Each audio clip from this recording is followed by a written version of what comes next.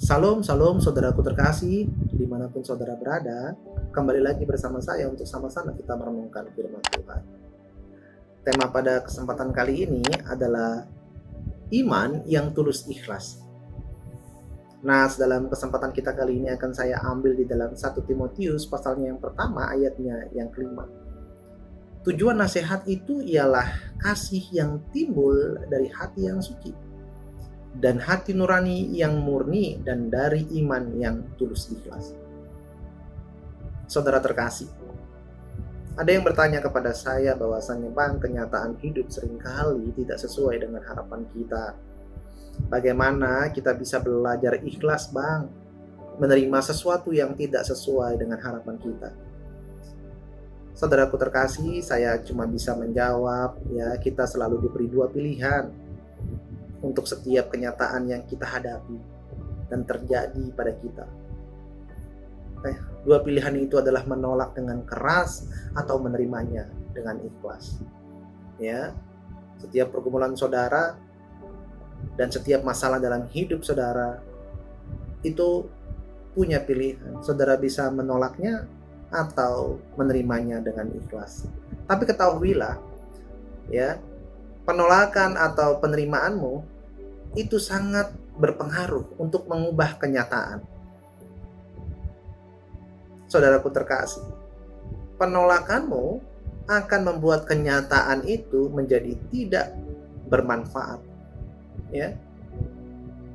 Sedangkan penerimaanmu akan membuat batinmu mengalirkan solusi agar kenyataan itu berubah menjadi bermanfaat.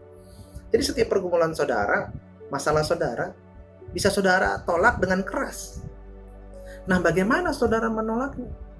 Ya, penolakan keras saudara tidak akan menghentikan pergumulan yang terjadi, malah menjadi sia-sia dan tidak bermanfaat.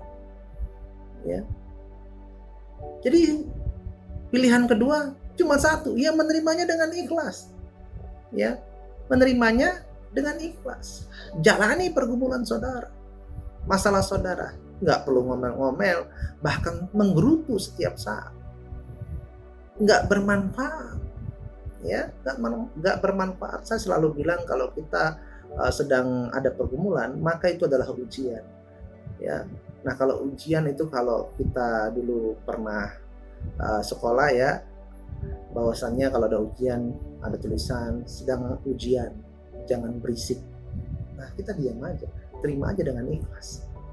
Ya, jika saudara berharap mendapat semangkuk nasi misalkan, lalu yang datang adalah sekarung beras, ya, saudara marah, itu hak saudara. Tapi sebenarnya kalau saudara menerimanya dengan ikhlas, saudara bisa merubah harapan saudara menjadi hal yang luar biasa.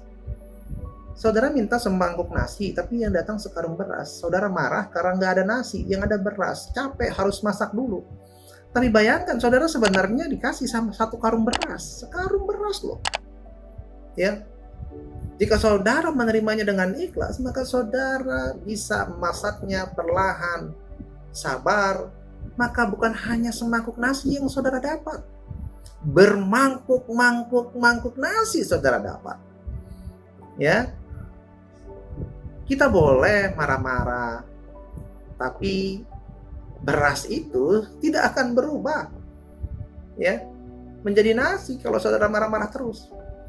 Atau kita boleh tersenyum dan menanak beras itu menjadi nasi. Ya.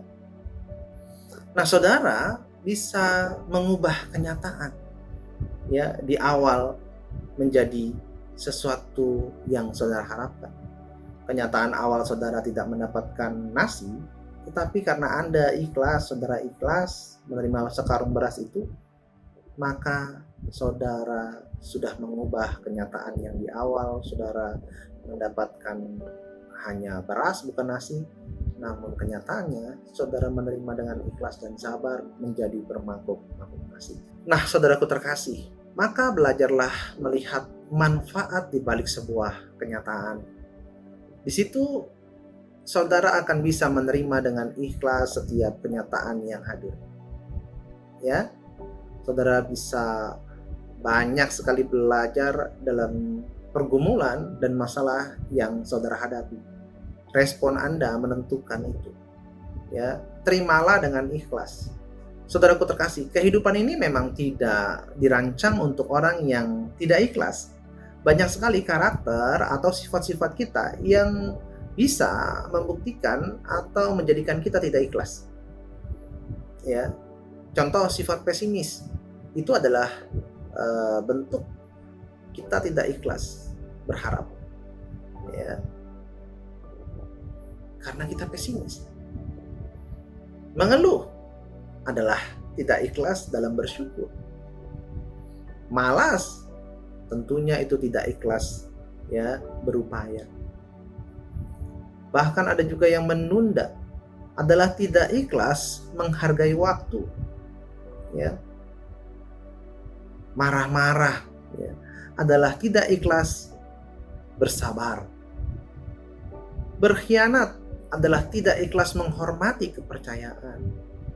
Dan menyukai kebiasaan buruk adalah tidak ikhlas mempercayai bahwa hanya kebaikan yang membuat saudara terlihat baik dan menjadikan diri saudara baik. Saudaraku terkasih, orang yang tidak ikhlas pasti hidupnya tidak seimbang. Ya, menjadi galau, gamang, resah, atau dengan tidak sadar saudara memompa masalah yang akan meledak di saat yang tidak diduga-duga karena ketidakikhlasan saudara. Jadi saya harap hari ini marilah kita lebih ikhlas dalam setiap pergumulan dan permasalahan kita. Itulah renungan singkat kita pada kesempatan kali ini. Mari kita berdoa. Bapa di surga, terima kasih atas setiap penyertaan-Mu. Tolong Tuhan, urapi setiap kami agar kami benar-benar bisa melewati setiap pergumulan kami, masalah kami dengan penuh ikhlas Tuhan. Terima kasih, kami juga mau Tuhan Engkau pakai agar kami bisa menjadi anak-Mu yang terbaik. Di dalam nama Tuhan Yesus kami telah berdoa, haleluya, amin.